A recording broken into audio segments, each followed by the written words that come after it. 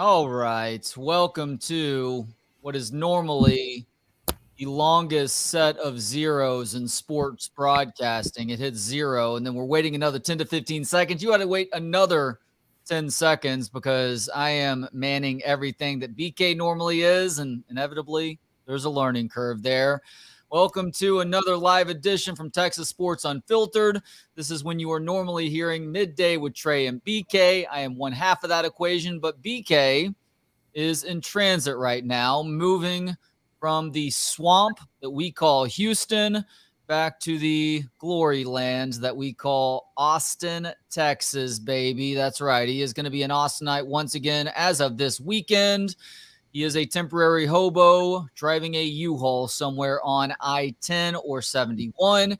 In his place is somebody that I consider to be my best friend. You know him, you love him. Some of you may hate him too, but hey, shake it off, as Taylor Swift says. It is Kevin Dunn. What's up, KD? How we doing today?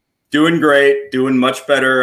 Happy to be with you. Happy BK is moving back. I can only imagine that drive in a U-Haul. What is the AC like?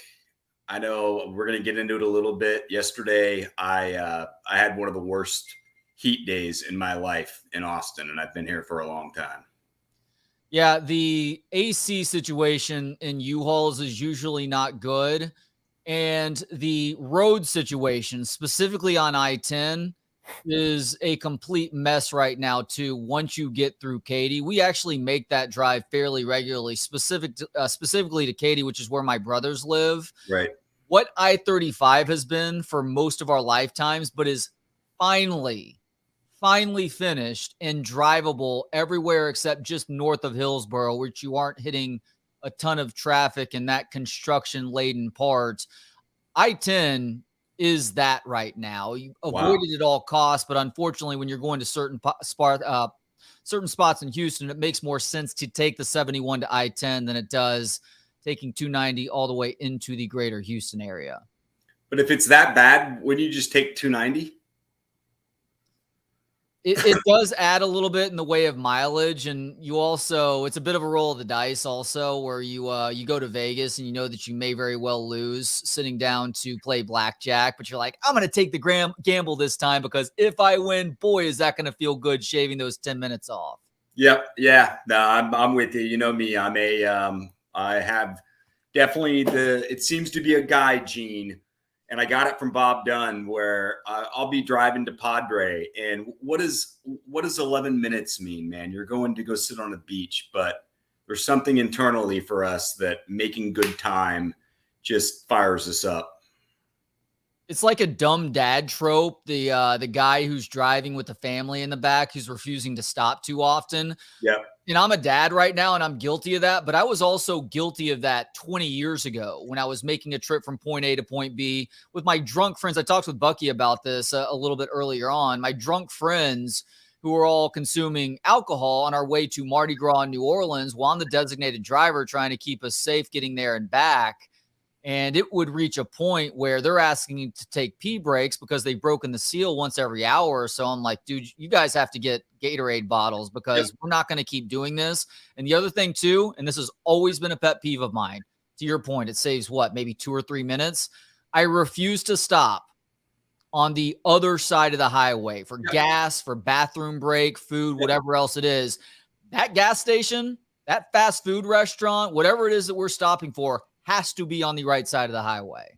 I'm with you. Last time I went to Padre, it was I knew that, like, when does McDonald's stop serving breakfast? And I don't go to McDonald's a lot. You know that. I only go on road trips and I only get breakfast. But I was starving, and we were at that point already south of San Antonio, but on the south end of San Antonio. And there was one McDonald's on the other side. And I thought, I'm not going to make it to the next one. So I had to do a little Yui, 30 seconds to get to that one, was able to get right back on, and it ate me up for 30 minutes continuing to drive. I thought, man, I had to turn around. It was 30 seconds of my life. Like, I spend all 30 seconds of my life real valuably.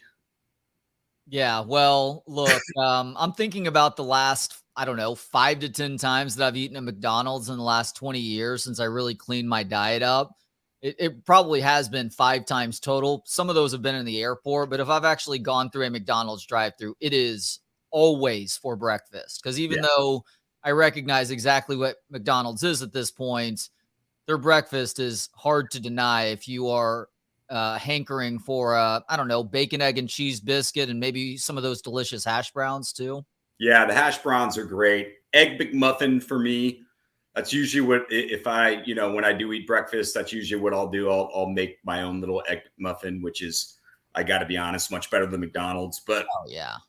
I'm not going to get up on a road trip and make that. So that's when I'll hit up McDonald's. I've really cut out fast food for the most part out of my diet. You know that. But I still, the one place I go to, because it's around me and I think it's good. And we know how expensive grocery stores are right now. So this place has gotten more expensive, but it still does a trick for me. And that's KFC, man. KFC, really? I love Popeyes, but there's not really a Popeyes too close to me. So there's a KFC really close to me, and I'll hit up KFC pretty What are you getting routinely. at KFC? Like a bucket of chicken? I'll get a 4-piece, Okay. and I've been doing this at Thundercloud too. I really, my next step, and I know you've been doing this for a long time, is I'm not going to cut sugar out. I would never do that, but I need to, especially with my drinks. I need to, because I'll drink water most of the day, but I'm Gatorade. I'll drink apple juice in the morning. I've been getting into lemonade. I mean, I consume a lot of sugar just drinking during the day, and not alcoholic drinks, just what should be, most people would be like, yeah, I'm having a lemonade. What's wrong with that? You get enough of that sugar in your body, and you'll get into the story that I had later on where, you're not hydrating enough, and it's 111 degrees outside, and yada, yada, yada. I love how you just said I'm getting into lemonade. By the way, one of the biggest scams in dietary history or nutrition history is fruit juice. That fruit juice is good for you, even if you're talking about like pure orange juice, let's say, because obviously lemonade, it's lemons, but you put sugar in there to balance out the bitterness. But for a long time, I mean, through our childhoods in the 1980s into the 1990s, people looked at orange juice as a crucial part of a healthy start to the day. But the reality is that it takes a lot of oranges to make even a small glass of orange juice. And if you were to try to eat that many oranges in one sitting, you wouldn't want to do it. It just wouldn't Right. taste that good after a while. And it's also consuming quite a bit. So even like pulped orange juice, it has the pulp, so it has that fiber to conceivably break it down. The fact that you are consuming that much sugar is a major problem. And it's even worse when you think about just what that does to your blood sugar at the very start of the day. It just creates huge spikes and plummets the rest of the way through, and the hunger cravings that come along with it too. I feel it. I gave up the teat relatively early, Cindy says, and really just said no to milk at some point. And I was drinking at 2 primarily just apple juice or something. I don't have a sweet tooth necessarily. I'm lucky that way, No, you don't. but I have a sweet palate, and there's a difference there. And so I naturally love sweet things, and I would pretty much drink nothing but apple juice at 2 years old. My mom said the vomit, like the smell of apple juice when it's been vomited. Oh, my mom to this day, 43 years later, cannot smell apple juice without having a visceral reaction and going back to 1980 and cleaning up my vomit. Were you demanding the Martinellis at the age of 2? No, my parents would not have been down with that. I'm sure I was getting the treetop or the knockoff version. But I still to this day, I love apple juice. I mean, there may not be a better tasting thing in life than apple juice. Yeah, I can vouch by that. As a matter of fact, I feel like you were the first person to give my kids apple juice. Probably. One of those situations where I was like boiling on the inside, but I'm like, I can't jump on Uncle Kevin because he's giving my kids apple juice and potato chips. I have to let him be Uncle Kevin. Yeah, I gave him apple juice and Doritos, and you thought I would have taken the kids out back and beaten the crap out of them. Just relax, But yeah, no, apple juice was, no, the first hit's for free though. That's right. After that, I start Right, charging a drug little dealer. bit. Okay, That's speaking to right. Martinelli's. Well, you are wearing that beautiful Longhorn logo on the burnt orange shirt today, and we are certainly not going to neglect the Longhorn football conversation. Texas gets into scrimmage number 2 tomorrow, and rather than having a more generic conversation about what we hope to see, because first thing we hope to see is a very healthy end of scrimmage. You wanted to talk about one specific player, a guy that a lot of people are high on, even though he's not ending up on first team All-American lists because of a guy over at Georgia. That would be one Jatavion Sanders, aka JT Sanders, and his potential in terms of keeping himself or putting himself in the conversation for not just one of, but the greatest Texas tight end of all time. He could do that. And, he's not on a lot of first team All-American lists, and nor should he be. That should be Brock Bowers. Brock Bowers he's got everything but the hairline working for him. And he is he's a dynamic player. Have you seen the hairline with Brock? You pointed this out to me when we were talking. Hey, you can't have everything in life. Last couple months. It is bad. I did not realize it because I'd only seen him with his helmet on. Brock, I think you have the head shape where you can get away with it too. Just shave it, bro. Yeah. Not fooling anybody. Just shave it. Yeah, just shave it. And you get to that point at 20 or 21, it's not going to get any better. No. And it's moving. It's going downhill as much as your pro prospects are going uphill. So Brock Bowers is the first round pick. And look, they're all projected, and I get into these way too much, but I am seeing a majority of first round projections next year. JT is the second tight end, but he's in those. So it may not be a first team All-American. The NFL guys and the people, they know how good he is. Shout out to Lawrence Sampleton, my guy who I see at Chinatown, and was a badass here for UT in the early 80s. Love Lawrence and his wife. Always enjoy those conversations. He's got to be right up there. I would say David Thomas is the best tight end to ever play at Texas. Jermichael Finley is probably the most freakish, and you could say maybe had the best pro career. Funny enough, Keith Cash had a pretty good pro career. He was a wide receiver here. Yeah. The Joe Montana Houston game. Yep. At the Dome. That was Keith Cash who caught that big ball and then threw it against the picture of Buddy Ryan, I think. That's right. Yeah, that one stung especially bad for me as an Oilers and Texas Longhorns fan because I had to be happy for one of the Cash brothers in the process. Is Sampleton a school administrator now? Yeah, he is. St. Stephen's, I believe. So I actually sat next to him on an airplane to New Orleans a few years ago when Texas played in the Sugar Bowl and beat Georgia, of course. It was a great conversation. He struck me as an awesome dude and had some really cool stories to tell as well. He is. I go to Chinatown a lot, so I've ended up becoming friends with a lot of people around there. And I've had just some great conversations and meals with he and his wife. Really, really solid people. And yeah, he's a school administrator now. David Thomas is the guy. Yeah. So I don't know if JT passes that at UT. We're just talking at UT, but he could be that combination of maybe the second best at UT ever and the best pro ever. I think he is that dynamic. He should also this is not one of these like an Iowa tight end when they've got me and you on the outside, right? And an offense from 1794 before they even started football. And he's just getting bracket coverage. Like the tight end can't get open. He's got 3 guys chasing him. With the dynamic athletes they have on the outside, with I think a really good offensive line, JT Sanders could have some really nice seam routes, some one-on-one opportunities where he can just show how good he is. I knew he was great at Denton Ryan. I said he probably should go. I would put him at defensive end, but if he wants to go to tight end, let him try that out. I didn't think the experiment or the trying out would turn out like this. One of the many reasons I'm not coaching college football. I mean, look, he was setting records as a sophomore last year. He could conceivably be here for a couple more years, but if you're a Longhorns fan, you hope that not just based on the size and the projections and some of the some of what he's been able to accomplish so far in terms of catching passes and gaining big time yardage too. But he has a huge season in part because the Texas offense is so good this year and is able to make that decision to go pro for the 2024 draft. And that's certainly on the table right now. Like we see mock drafts because you and I are similar and just our enjoyment of those things, even if it's a mock draft in May for next April.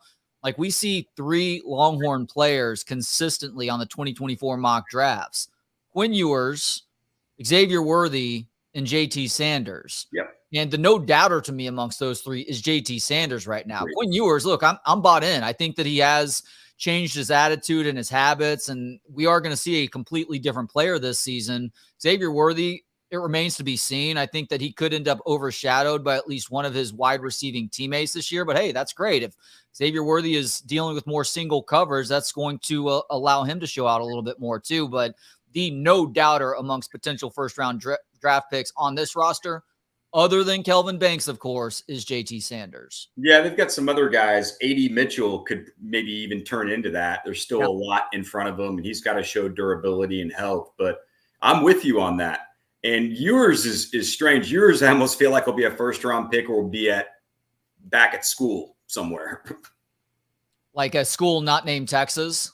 I don't know. I have no idea how the year would turn out. But if the year turns out where he's not going pro, then I don't know where he is with Texas, where Texas is with him. And this is talk about projecting, complete projecting. So it's not like I've heard something. I don't want to get a call. Dude, is yours not? No. I'm just sorry, playing the role, wearing the hat. My bad. But you get my point on that, where yours is, it feels like, ideally, as crazy as this is, I don't want JT Sanders or Quinn Ewers back next year. I think or Xavier Worthy. I hope they blow it up so much they got to go. Yeah, I think that's a great point. We want that scenario to play out because I think JT Sanders is probably gone regardless. Maybe unless he suffers a significant injury, knock on wood, that doesn't happen. But if Quinn Ewers doesn't have the sort of season to give him the option of going pro, there is a chance things got derailed in some way, shape, or form where he may consider going someplace else. But then again, he's also one of those guys who grew up an enormous Texas Longhorn fan, and it was always his dream to play quarterback here. So perhaps he does give it one more season, considering this would only be his second full season of actually playing college football. I think we can't overshadow that, though. He didn't play at Ohio State, didn't have a senior year. I mean, I think that the point you just made right there will be, and with not a huge statement with us, but it'll be the most valid point we make for the next hour, but also one that we can't forget about as the year goes on. This is still, he's still a young guy, and there's still going to be highs and lows. I just don't want the lows to be as low as they were. And I know Quinn doesn't either, and that's part of growing up, right? You and I have bad days. Hopefully not as bad a days as our bad days at 23, when it's like, what was I doing all day? Smoking weed, hanging out by the swimming pool, drinking, philandering. Yeah, there was a lot going on at 23 that I'm really glad that is not a part of my life now. Yeah, it is nice. There's I think just getting older, there's a governor on all that, which is great. Getting old does suck. I remember talking to Bob Dunn, and I'll talk to buddies now, maybe in their late 20s, early 30s, and they'll say, bro, I went out and got smashed last night. I can't recover the way I used to. I went and played 3 hours of pickup basketball and didn't stretch and pulled this. There are things as you get old, you just feel it. And 45 is worse than even 30. But I remember at 30 telling my dad, I said, Dad, I can't do this anymore. I can't do that. And he said, oh, it gets worse. Like Bob Dunn didn't even try and go, well, yeah, enjoy it now. He goes, it gets worse. And it does. And that's one of the good things, though, is that you can't even do that if you want. Yeah, look, the whole use it or lose it thing reigns supreme as far as aging is concerned. And even if you continue to train your body and train your muscles to be able to compete in certain activities, inevitably Father Time will grab hold and start weighing you down that much more. But to your point on Quinn and him sitting out that year at Ohio State where he should have been playing his senior season, look at guys in the NFL who take a year off and then try to come back. Yeah. the speed of the game, it takes time to make that adjustment, even if you're on that same level. Look at Deshaun Watson last year. He came back and looked like a shell of himself. He's getting terrible reviews in Browns camp right now. Will he eventually figure it out? Probably, maybe. I'm not totally sure. But when professionals struggle after taking a year off, a kid whose mind, body, and well, probably not spirit at the age of 18 or 19 are still in very accelerated developments.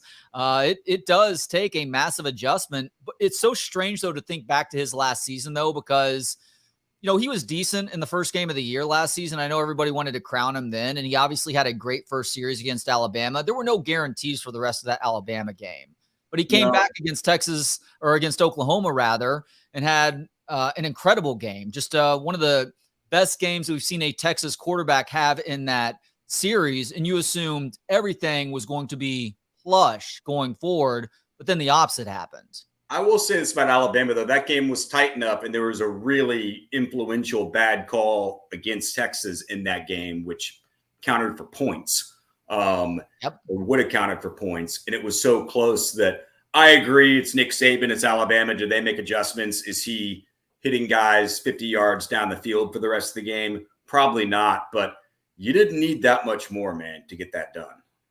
It's fair.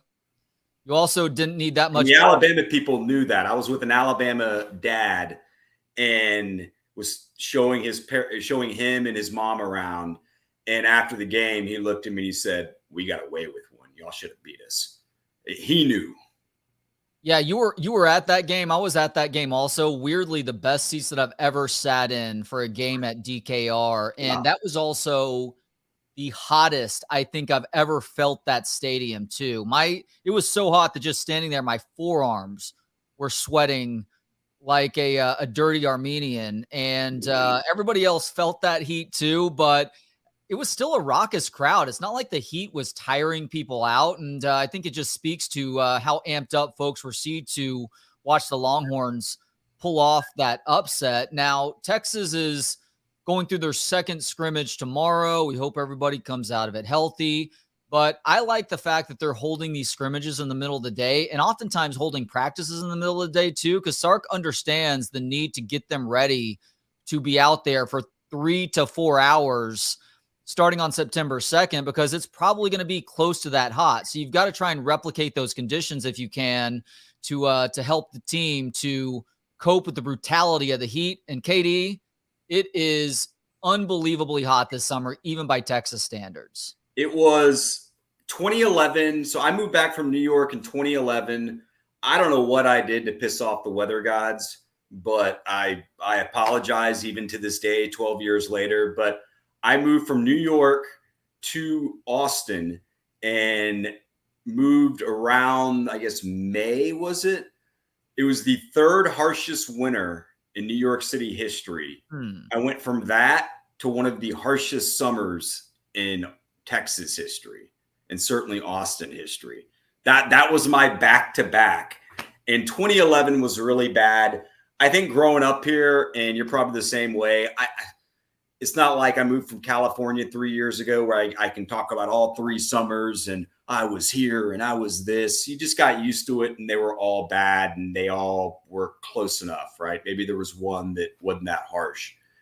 Yesterday beat me up about as much as any day outside of doing 2-a-days that I can remember. So I'm meeting, shout out to the bullpen at Morgan Stanley, to Steve, to Kyle, to Rob. Great to see you guys yesterday. It was great catching up. Went to go meet those guys and catch up at, is it, I always get this wrong. Is it Peche or Peche? Is Peche? I've always called it Peche, but I don't know for sure. Like I was calling it Conhe for a while, and apparently it's Kanji. Okay. Yeah. So met them up.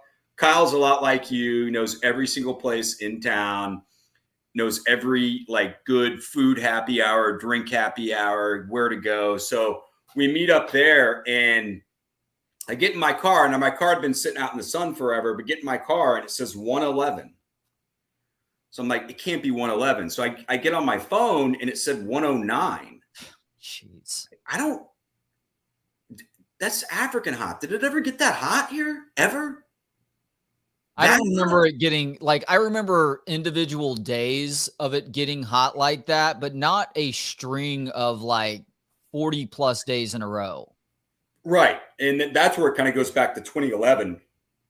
But so I But even left early. 11, I feel like there were some of those sorts of hot days, but there were also days where, look, it's all relative. It was still triple digits, but it was like 100 or 101 versus every freaking day being 107 plus. Yeah, 107 plus, it just gets you. And I just could not cool off yesterday. I overheated, getting back to getting older. And so good reminder for me that you're not a kid anymore.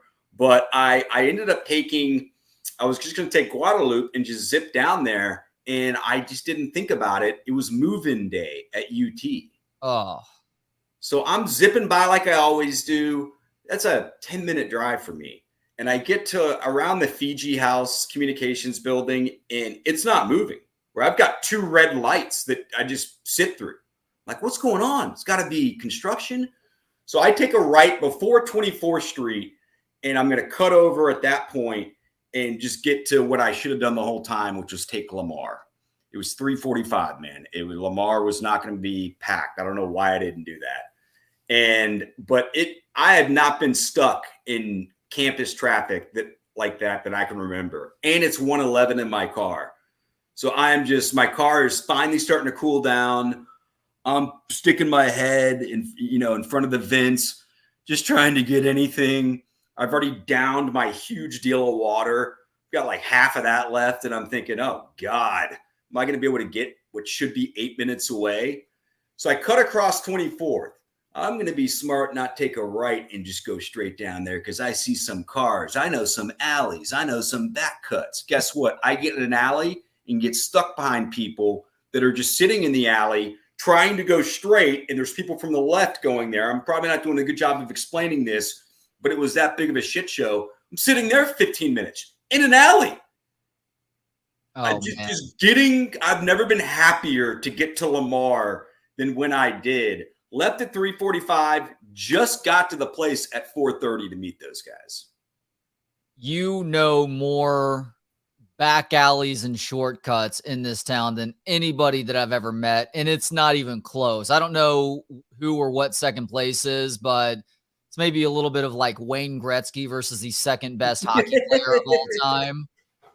The fact that you could not find that seam or find that route speaks to just how big of a mess move-in day is right now with 50,000 students all trying to move their shit in on the same day. It was awful where I was just losing my shit, and I'm hot.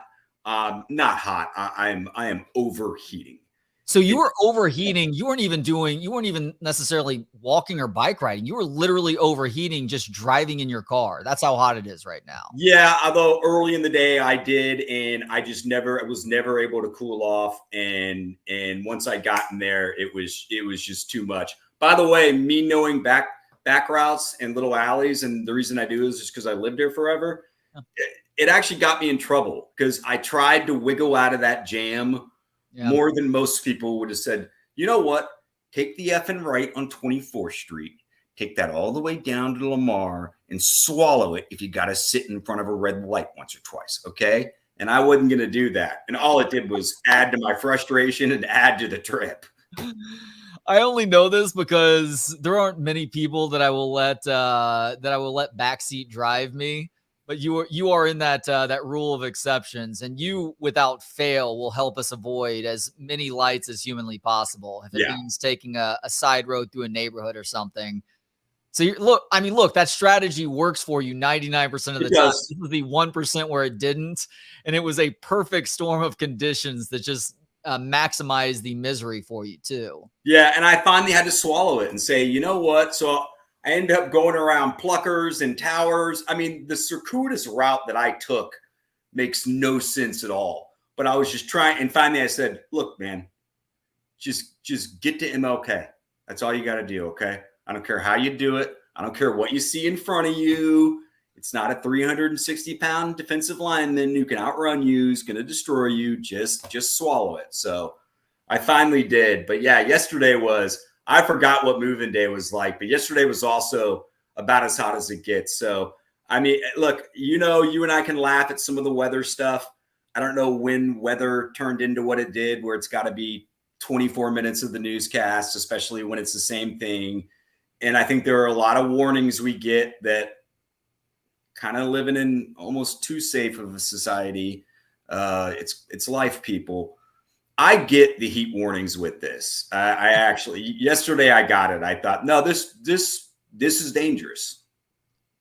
Yeah, I don't remember a time where I've walked outside so consistently and can immediately feel my skin cooking. I'm very in tune to the idea of sunburn. Unfortunately, when you are as pale as I am and have suffered sun poisoning before, you try really hard to avoid that. But it's like even being outside 5 minutes, I can feel my skin cooking. That is just a gross feeling. And I say that as somebody who normally embraces these hot Texas summers because I know what the alternative is, having lived in Chi-Town previously, drink up. I would much rather have hot summers than brutally cold winters that last anywhere from 4 to 6 months. Yeah, I'll take a cold winter over this type of summer. I get it. You're the opposite.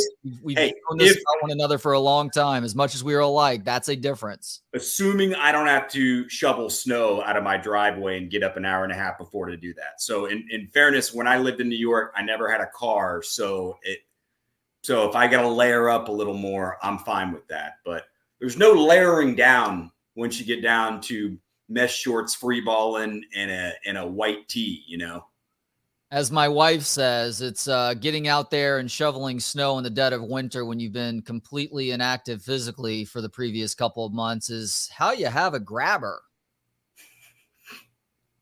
I'm grabbing my left arm there for people who can't see that. It's barely on screen. But isn't a grabber? They call having a heart attack up north, or at least in the Midwest, is having a grabber. I know there are a couple things, and your wife and my dad are from the same spot, actually really close. I mean, essentially Southside Chicago. But it's Papa Squat, a grabber. I did see something on Twitter that said that up north, everyone calls it pop, and down south, everyone calls it soda. Nobody calls it soda down south. We call it Coke. Yep. What kind of Coke do you want? I'd like a Sprite. That's right. Sodas have Uber/Kleenex status down here because we do refer to everything as Coke. Even sometimes Dr. Pepper, right, is a state of Texas original, will get called Coke some of the time. Yeah, but the grabber I always like. I mean, it's definitely a Chicago element of having fun with heart attacks because we know how funny they are. There's 4 phrases that I have been able to string together over the years that are very Midwestern. It's have a pop, pop a squat, hose off, and hope you don't have a grabber. So that's have a Coke, go to the bathroom, pop a squat. Disgusting. Yeah, and pop a squat is 2. Like chicks wouldn't say that to go 1, would they? Plead the 5th, I guess, since my wife is my resource here. Oh yeah, sorry, I didn't realize how much I set you up there. Well, women do take craps. That's okay. Yeah, look, women. Bucky used to be all aboard this one. That women don't fart; they break winds, which is funny to think about. But no, I can assure you, because I have an 8-year-old female in my house who maybe does it as well as anybody except for dad. Women do actually fart. They do fart. They don't find it as funny as we do. You're right about that, but they do still find it funny because they are human beings after all. Okay, unless they don't have senses of humor, and then they're probably miserable people to be around. Right. Are there any other Midwest? I'm trying to think of any other. I can't think of any. Yeah, the hose off thing is shower. That's like the most innocuous of the bizarre phrases that they have for things. But there are weird phrases. Like I knew some friends I had, their parents would call it, we're out playing yard football, come back and going to go out to dinner. It's like, have you guys cleaned up yet? And my family just never used that. So that always cleaned up, I found a huge kick out of that. Like clean up what? We didn't leave a mess. It's like, go shower, you mean? Yeah. Or wash your hands at least. Right. At least wash your hands. Right. Exactly. Hey, have you been watching Hard Knocks at all? I have not, and it's just simply a matter of not having the time at nights, but that is a show that I typically love and have a ton of respect for. So I've watched both of them. I have, if you remember on my radio days, we would come in and I'd want to talk Hard Knocks, and it wasn't even a good episode. There's some things in life, a lot of times it can be a type of food, it can be entertainment, TV shows, something like that, where you have to be objective enough and realize, for whatever reason, and it's okay, but for whatever reason, this show just really fits me and I love it. And so there may be a variation of that show over years, which is not a good episode, right?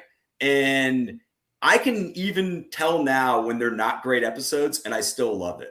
Like I watched the same episode, which I do a lot, back to back last night, which is borderline psychotic. I mean, it's definitely on the spectrum. And I rewatched it, and it wouldn't have been that great, but there were still enough parts. And I fast forwarded through the second go around where I love the way that show is. I just love the idea of that show. So anytime Hard Knocks is around, I get disappointed, not depressed, but disappointed when it comes to the end, because clearly it's just with training camp. So it's one of those you get excited about, and 3 or 4 weeks later, bye-bye. Yeah, look, it is, they understand the formula to make that show special, even in boring years. I would assume that because it's Aaron Rodgers and there are some really interesting characters on that Jets roster, that it will be one of the better seasons before it's all said and done. Quentin Williams, by the way, I feel like the NFL should be building a marketing campaign around that guy. That guy is, in my opinion, the most fun guy to listen to conducting interviews. So they should consider doing something special just with him. But, the Aaron Rodgers element is obviously interesting. And I think Robert Salah is a really an interesting dude too. Not entertaining necessarily, but I think he would be a fun dude to have more serious football conversations with. Yep. But regardless, I mean, HBO understands exactly what they need to do to put on something that is just cinematically majestic. Yeah. And for me, it's the mic'd up moments, either at practice or during the preseason games, when you just don't get to hear, you never get to hear that stuff, and to actually see it, to me, is great. You hit the nail on the head with Quentin Williams. He was going to be, in fact, I wrote him down, that every year it does seem like there's someone who maybe I'm just not very familiar with, who I walk away and say, love to go get a beer with that guy. Would love to chat with him a little bit more. Darren Waller, when it was the Raiders, he's going, I think he was going to, I don't know if it's AA, but for drug users, okay. And was just taking his sobriety really seriously. Just seemed like a very deep, good guy who had learned a lot in his life and understood his second opportunity. Aiden Hutchinson with Detroit. How do you not walk away from that? Just not really liking that guy. Quentin Williams is that guy for me this year, where I'm just really, really impressed with him. He signed his big contract, got his wife and his daughter there. Aaron Rodgers is kind of what I expected. I know some people also, let me preface it with this. I never hated Aaron Rodgers like some people do. So I'll listen to him on the McAfee show. I think he's kind of a strange bird, but who am I to get on people for being strange birds? Right.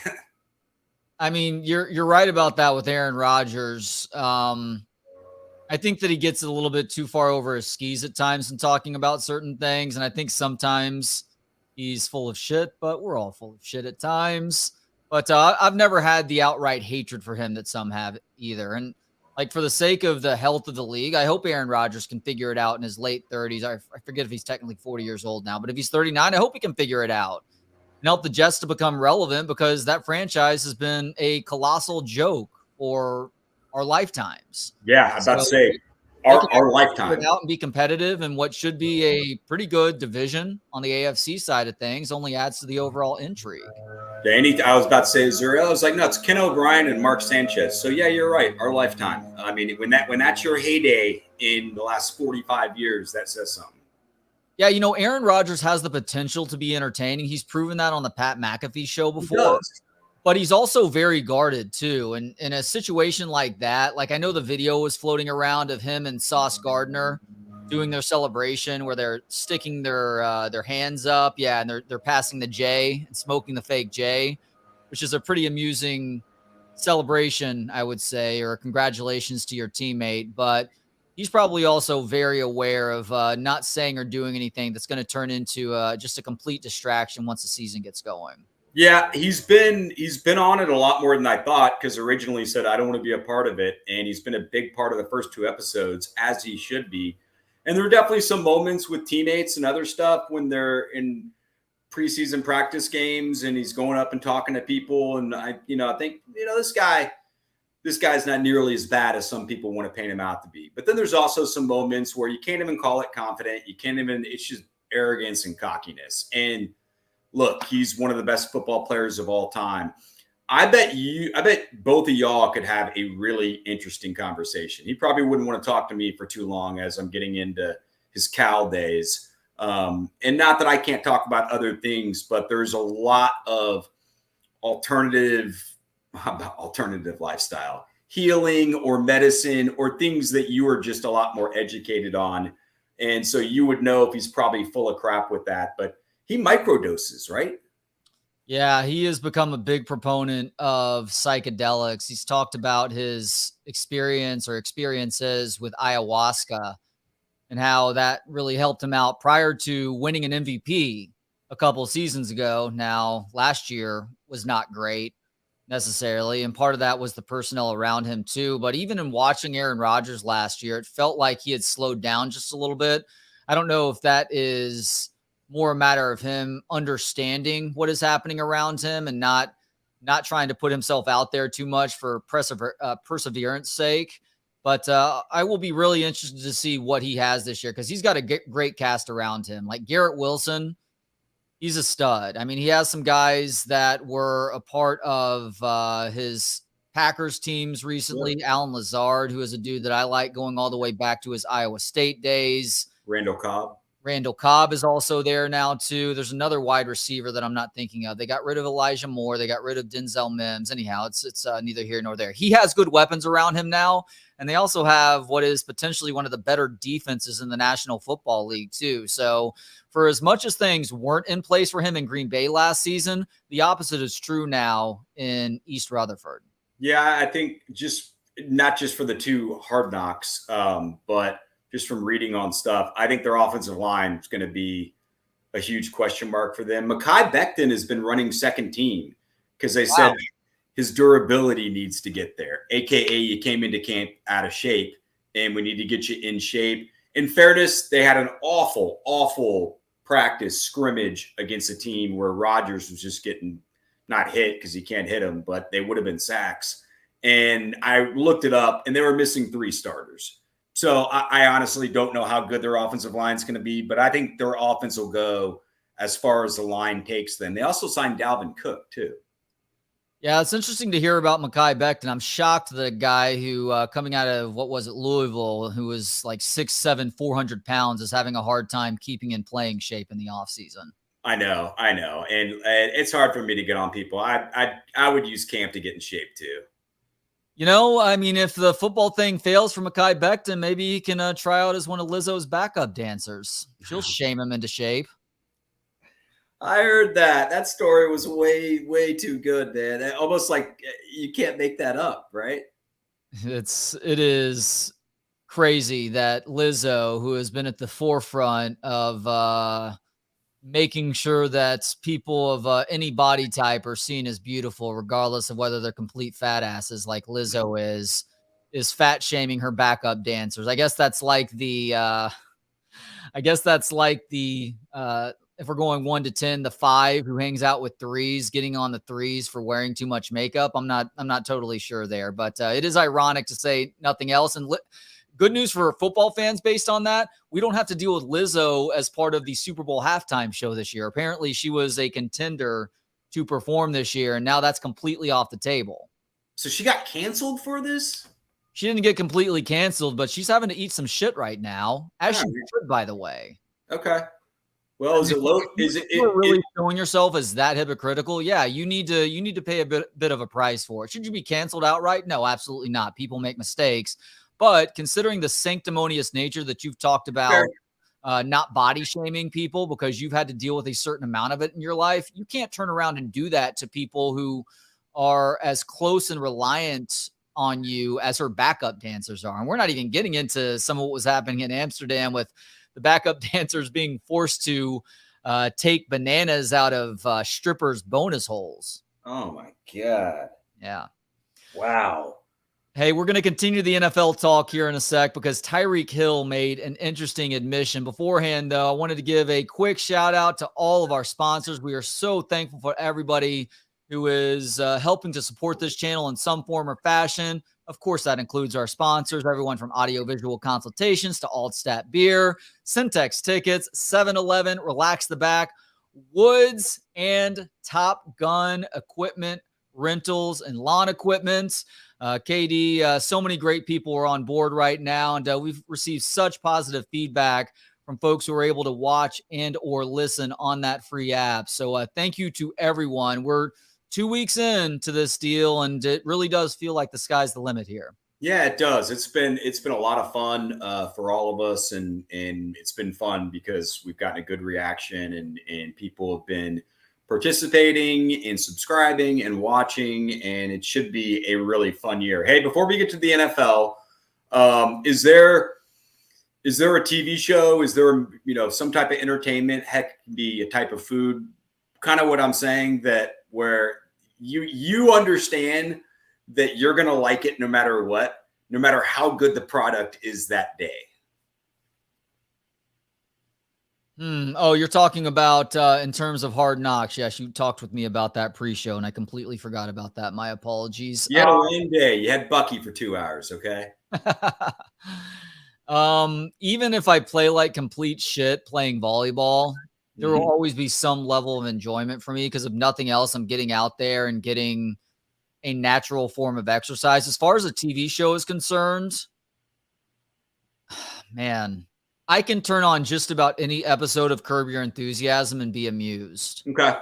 Even as things have gotten a bit, it's funny. Curb Your Enthusiasm has taken the Seinfeld turn over the last couple of seasons where it's becoming a bit cartoonish. And I know that turns you off with Seinfeld, which is a show that you love, obviously. Curb has done that too, but there's still a charming element about some of those newer episodes also. I haven't watched Curb Your Enthusiasm. As much as I love Larry David and love that style of comedy, I haven't watched it in 5 or 6 years. Yeah. I know he took like a year off. I haven't watched it. It was years ago that I gave up on it. I'm way too British when it comes to sitcoms, though. And the Brits are known to watch it for 3 or 4 seasons and then get tired of it and move on. Yeah. I did that with The Office. I did that with Seinfeld. I've done that with almost every show where just for me personally, they jumped the shark or they changed too much. I'm not good with change. Well, Curb started out a little bit more cartoonish than Seinfeld was in its early years. So once they decided to crank it up, it did go to a completely different level. There's been a couple of like straight up fantasy scenes where it's like, what are you guys doing here? I guess you're trying to play with the creativity of everything, and you're maybe bored with what the formula is. And so on that hand, I respect what you're trying to do. I just don't know if it works within the context of that show. Beachfront Bargain Hunt, Island Life. You know how much I love my real estate shows, and you combine that with beach shows. There can be a place where I never want to go, and I'll watch all 22 minutes and eat it up. Most food shows, although I don't like cooking competitions, which is weird. Iron Chef America I could get into, and that's been gone for a long time. But yeah, any type of food show, travel food show, it doesn't matter where they go, what they're eating. I like it. Well, I think with the food competition shows, they're having to move on so quickly. It's really hard to retain the information that may be there for you to apply to your own cooking skills. I think that's probably a lot of it. Yeah. And then also there's just complete losers who end up competing on those shows, but they have big personalities, Kevin. So that's why they were hired on to begin with. I can't imagine ever going on a reality show. Yeah, you're a great example of otherwise, where you were entirely too subdued. As a matter of fact, most of your cast was to where that next year the MTV decided that they needed to throw the Real World someplace where they just fed them booze and whatever else, and just had them go as crazy as humanly possible. Because Yeah, you and Malik especially. And I only watched 3 episodes. I had to stop after a while. I'm like, God, I can see exactly what they're doing and try and frame things and make it more dramatic than it actually is. Like you and Malik, as you've told me after the fact, would find ways to escape the cameras sometimes just to get a little bit of peace and quiet. just to get out of there. Yeah, no, we found out that with only 2 crews and 7 people, there's a way for us to get a little me time, And so Malik and I hung out the most, but we do it with Mike too, where it's just give me an hour or two. But we signed up for it, so.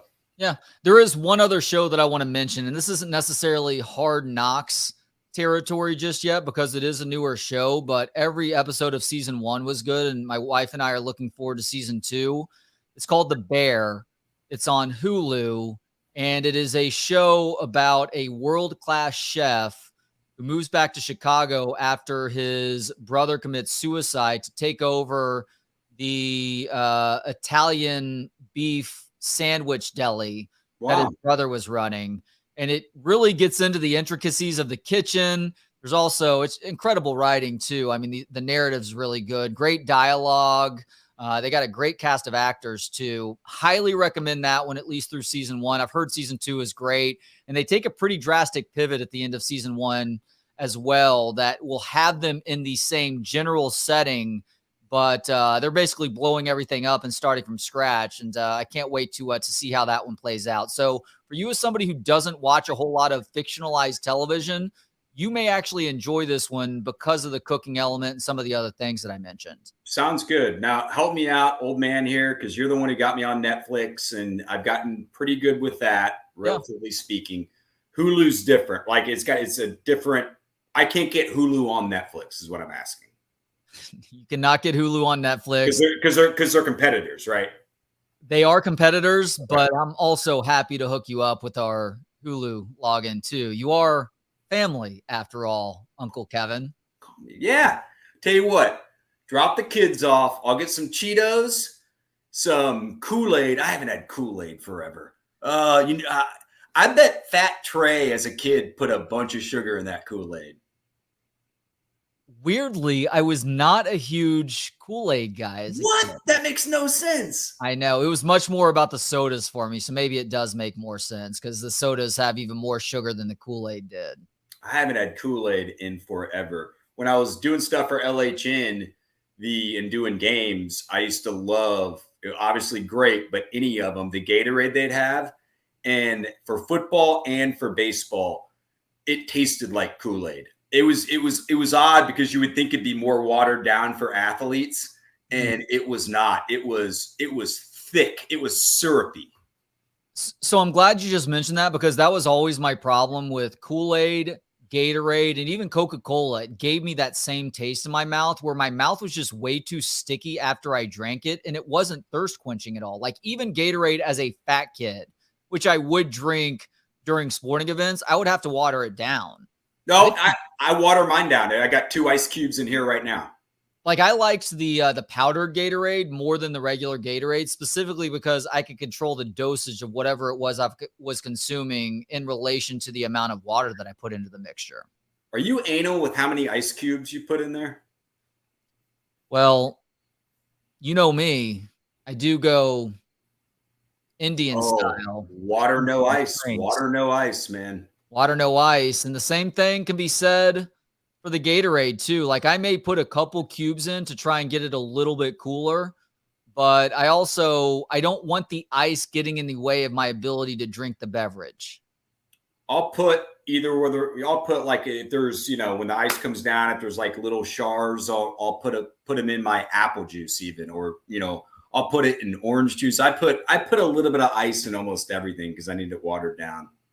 As a matter of fact, I don't really drink through a straw when I order a drink at a restaurant, but if they serve me the drink, you've seen this before because we've gone out to eat countless times over the years. Like if I order a gin and soda or something, I will, they'll bring it to me sometimes with maybe the lime on the side, and I'll ask, hey, can you bring me a straw? in part for the grit, but it also helps to keep the ice back and from the ice like hitting my mouth or teeth as I'm trying to consume this beverage. Didn't think about that. Hey, shout out to Dirties. I got a chocolate milkshake at Dirties yesterday, and man, it was so needed. Cooled me off a little bit, got something in my stomach, and Dirties is I'm hoping they're still going to be around. I know that there was a petition for the bike lane.